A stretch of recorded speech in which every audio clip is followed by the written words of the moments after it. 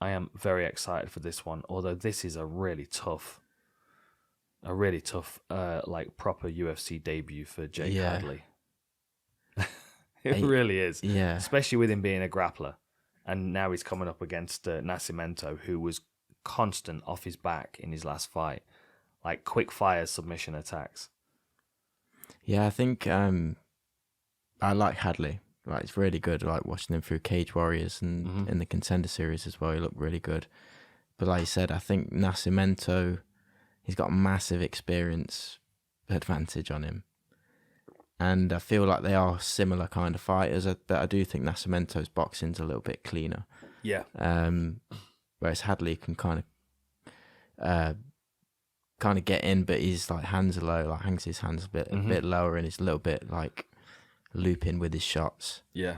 High pressure as well, so he puts himself into striking range. Yeah, it's a tough one, but I'm a big fan of Hadley, and I was going to back him. Yeah. But that's because you're a big fan of him. Yeah. Not necessarily because not necessarily because he's going to win that. I think this is a rough one. You know, watching what Nascimento did against Allan Bekov, I think to myself, okay, if it hits the floor,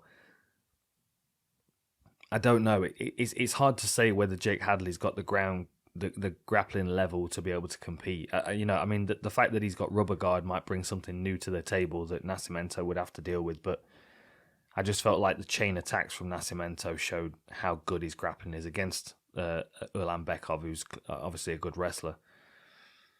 I think I would like to see Jake win, of course, but I think this might be a step too far for him right at this point in his career. 9th fight as a pro, fighting someone who's having their, 27th fight?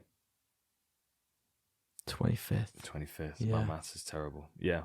I just think that it might be a bit much for him. Yeah, because his Nascimento's fight against Allan Bekov as well, he got out a few submission attempts as well, didn't he? Yeah.